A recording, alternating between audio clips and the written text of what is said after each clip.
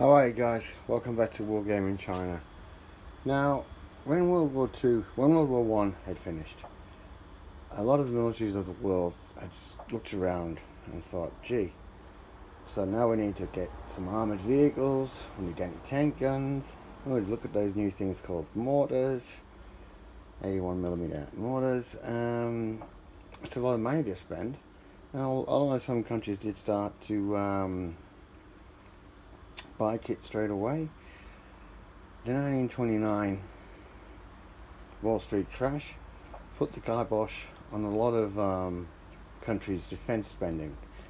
And as I said, these weapons such as anti-tank guns, mortars, infantry guns were all weapons that were hotly debated about in the 20s and 30s. Was the infantry gun going to be needed anymore? Had it been superseded by the mortar? Had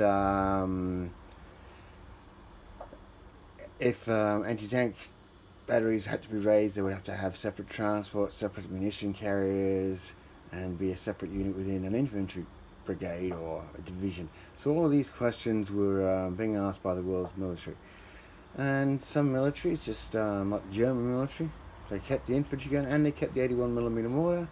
And some militaries like the Americans and the British, like the Germans, kept the infantry gun and the mortar, and the British and the Americans just kept the mortar, the 81mm mortar. Now, come 1930, the Japanese army was looking at its Type 11 37mm infantry gun, and although it was accurate and had seen, and they felt it was still pretty capable as an anti-tank weapon, they also realized that it needed upgrading.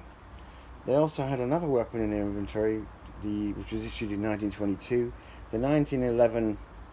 the Type 11 70mm mortar with a rifle barrel and a heavy plate, a heavy base.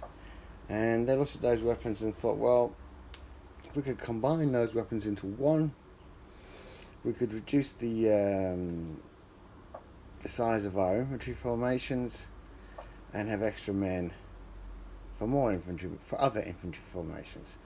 And so it was that the Japanese, by 1932, had developed the Type 92 70mm battalion gun, or field howitzer as it's sometimes referred to.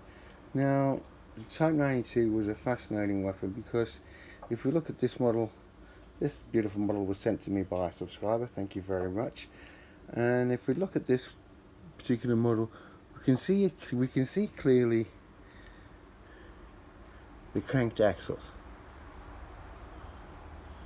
Now, the cranked axles were what made this gun, just that feature alone would have made this gun very unique, because you could lower or raise the axles, and thus if you were firing just as an infantry gun, you could be more accurate firing at the with lowered axles, or you could crank them up for higher elevation and for increased range. But however, this gun is a hybrid in many senses.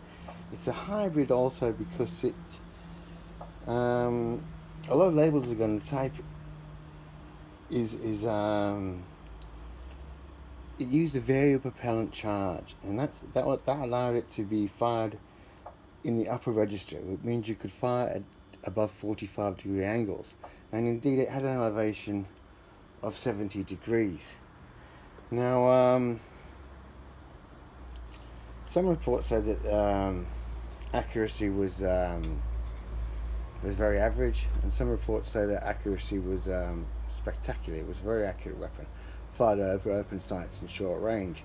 Now, I believe it's a very misunderstood and underappreciated weapon, because let's have a look at it. Well, it only weighed 214 kilos and a range of 2,750 meters.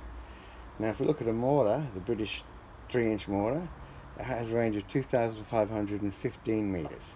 So straight away you see that this gun, although it weighs 180 kilos more, 170 kilos more than a 3-inch mortar, does pack a heavier shell, does pack a more accuracy, and can fire, as I said, at direct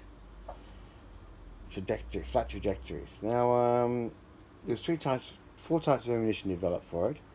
There was an illumination round, a high explosive round, a shrapnel round, and in 1943 the Japanese introduced a high explosive anti-tank round, and by all accounts it was capable of penetrating 90 millimeters of armor at 80 millimeters of armor at 100 meters, which is not a bad punch. And also, that's contradictory to a lot of reports I've read that said that the hollow charged shell developed for this weapon was no good at all.